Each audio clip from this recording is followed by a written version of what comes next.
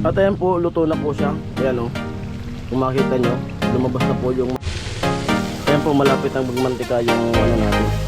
Gulay na santol. Lakas ng apoy. Ayan!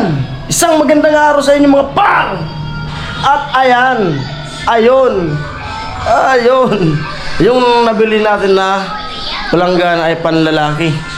Kaya ako yung maglalaba, ang daming labahin na tambak. Mga pantrabaho ko yan, saka yung mga sinuot na nung pumupunta ako. Ayan po, laba muna. Tambak yung labahan namin. Gawa nung lagi kong wala dito. Yun, hindi naman sumis makapaglaba. Naglalaba siya yung paunti-unti lang, kusot-kusot lang. Ngayon na wala tayong trabaho, ubusin na yung labahan. Yun. Ayan, dami, jackpot. Tulong kaming dalawa. At mamaya magluluto tayo ng gulay na santol. O shoutout po sa mga nakakaalam yan ng ano, ginugulay yung santol. Kinakayod po. Alam ko sa ibang probinsya di po yan di nila alam na ginugulay yan. Ayan. So yan po. Bali sisimula na kami maglaba. At mag-ano ko ng nyug kasi maggulay ako ng santol. Ayan, papaikot na. Ayan si Mrs. Doon. Araw ng Biyernes ngayon? Webes, araw ng Webes.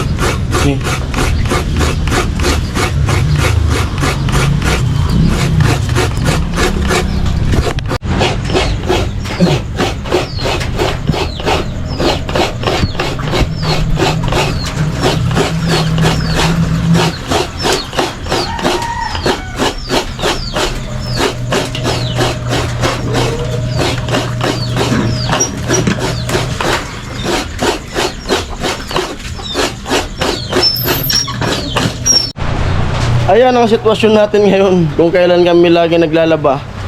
Tayo. Kung kailan kayo maglalaba, laging umuulan. Ayan, oh. Ayan, pumapatak-patak na yung ulan. At ayun, punta muna ako dun sa bilihan ng karne. Sasahugan ko ng karne. Yung ating gulay na santol. Ayan, bili tayo ng karne, pansahog.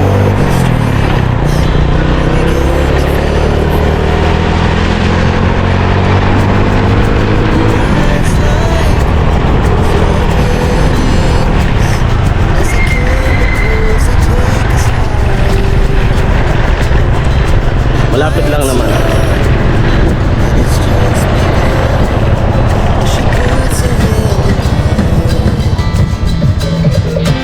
Karne. Pansahog. Ang gato sana. Sahog taba. Sahog ko gato. Ano to santol? Amoy. Daring kulinosan. Sanuan ko din nung. Bili tayo ng ano. Pansahog. Nakabili na tayo ng atay, prito. Pritoon mo. Karamgiton. Ayan, masarap na luto sa atay, prito. Ayan, dito na ako sa bahay. Inabutan na ako ng ulan. Ayan, pumatak na talaga. Yung asawa ko, kinuha yung mga panggatong. Pumatak na yung ulan habang naglalaba tayo. Balik tayo dun sa kusina. Dahil pa naman labahan namin. Balik tayo dito sa kusina. At naka-prepare na. Ito yung pansahog ko. At yan na yung kinayod ko na nyug. Ito yung santol. Mamaya papakita ko sa inyo. At ito na po yung santol na kinayod. Yan. Bale, hugasan muna natin yan kasi may asin to. Binuburo po kasi yan para di masira. Kahit ilang taon po yan istakin, matibay yung buhay niya. Yan. Ayos. Yan. Tapos hugasan natin. Ganyan yun. Kasi pag di yan tinanggal, naalat. Tapos ugasan. Ganyan po pag gulay niyan.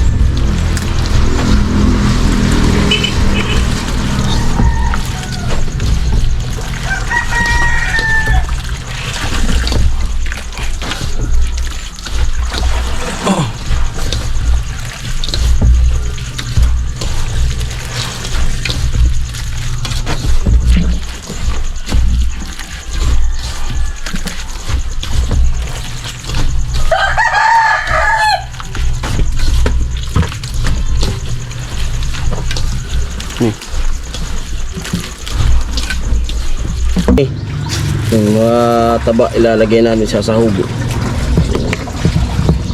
Malilit lang yung pagkahiwa nito.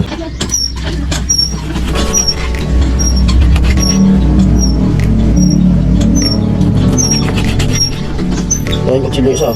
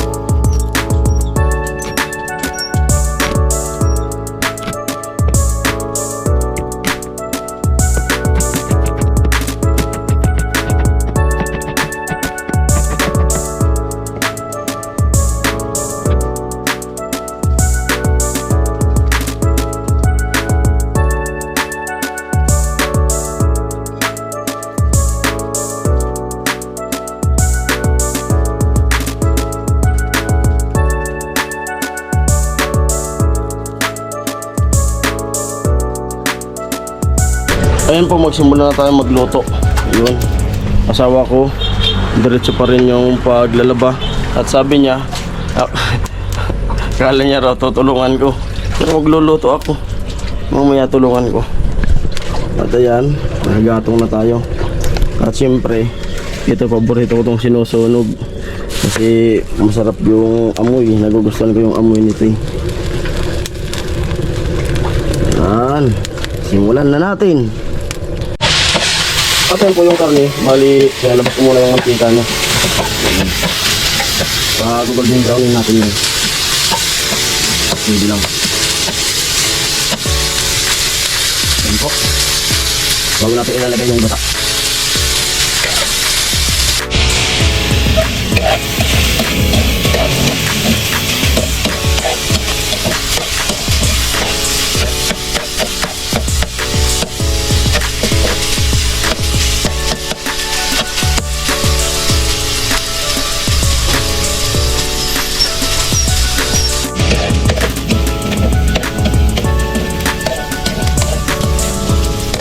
Saan po golden brown na siya?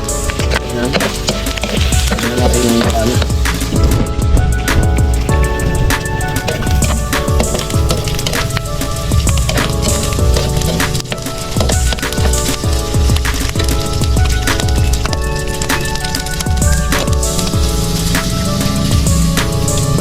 Yan yung gata. Sigyan na rin natin yung sibuyas. Saka yung bawang. Sabay na rin. At saka sabay na rin po yung santol.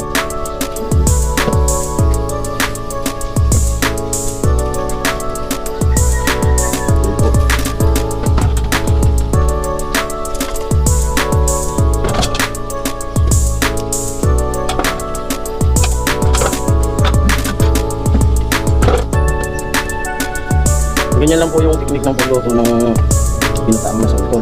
Sabay na siya. At saka yung gata dapat magandang klase yung nyog. Sarap na nito kung pisaan ko ng sili. Kaso yung anak ko marami siya rin kumain.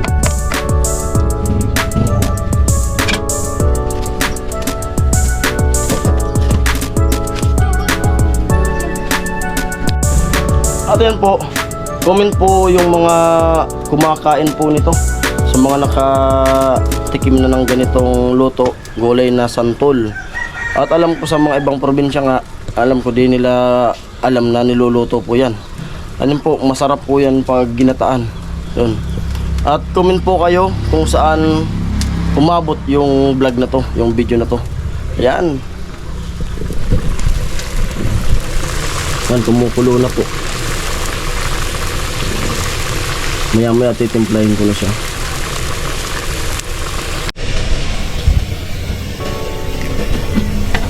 Lagyan na natin ng asin.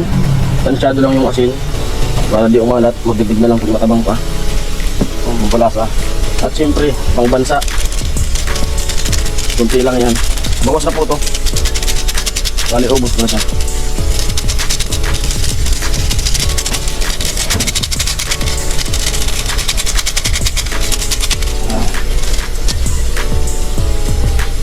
Nalabasin natin yung nilakang mantika ng nyug.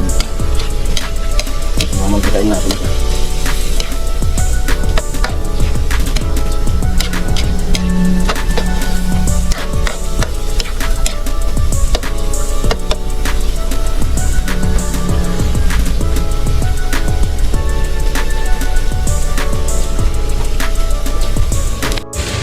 Ayan po, malapit ang magmantika yung natin. Buhay na control. Apoy.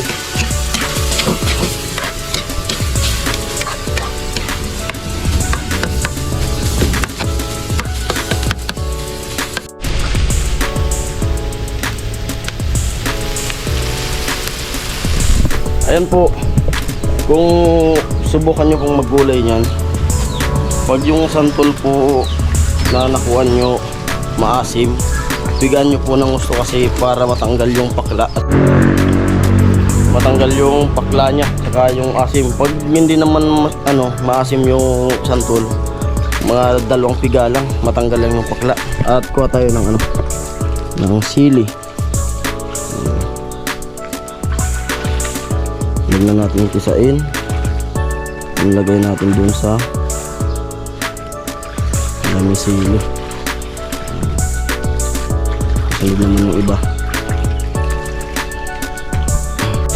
Ayan po, inugasan ko na yung sili.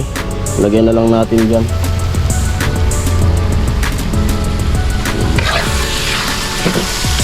Lapit na po siyang maluto. Yan, nagmamantika na sa gilid yung ano.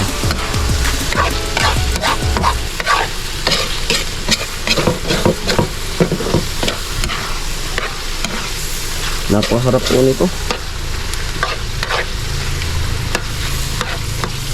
Alam ko yung mga taga Bicol dyan at sa mga ibang probinsya kumakain nito, na makakapanood nito, alam ko naglalaway po kayo habang nanonood nito.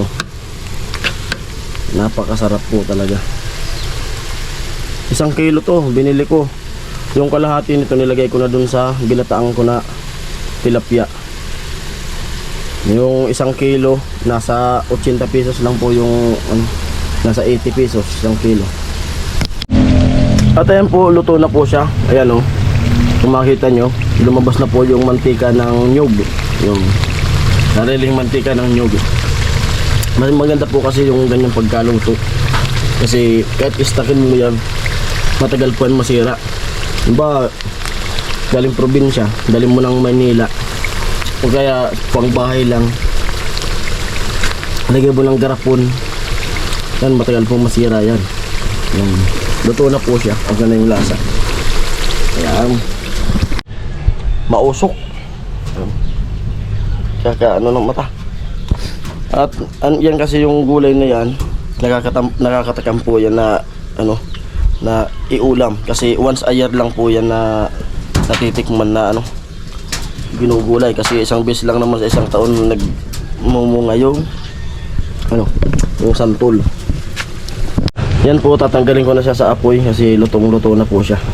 Ayan.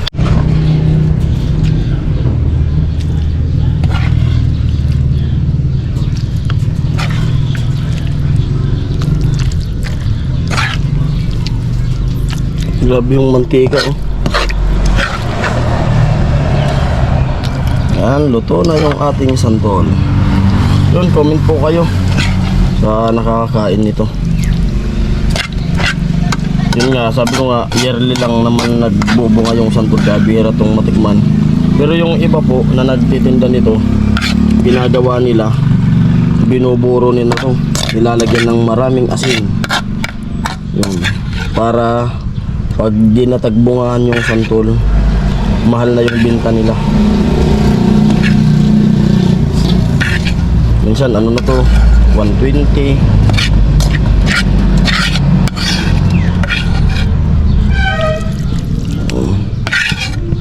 Yan po, sarap nila ito. Yan yung mantika nyo. Grabe yung mantika na yan. Maganda yung nyug na nakuha ko. Yan. At yung panahon, biglang uminit na naman. Ayan, si Miss nagsasampay na. Nasa taas ng slab, yung iba nandyan. At tapos na ako magluto, tutulungan ko na siyang maglaba. At maya maya sundin ko yung anak ko. Ayan, si Mrs. Anong oras na? Mi? Anong oras na? Cellphone? Ayan. At ayun, sana magustuhan nyo po yung vlog na to. Yung mga gawaing bahay lang muna. At gusto ko pong magpasalamat sa patuloy nyo na pagsuporta. Ayun, cut off na tayo. Panibago na naman tayo na ipon ng dollar. At sana po patuloy nyo suportahan yung mga vlog na gagawin ko. Ayun, para makasahod pa rin tayo kahit pakunti-unti. At ayan, ingat po kayo palagi sa mga sponsor, sa mga viewers. Yun, bye bye!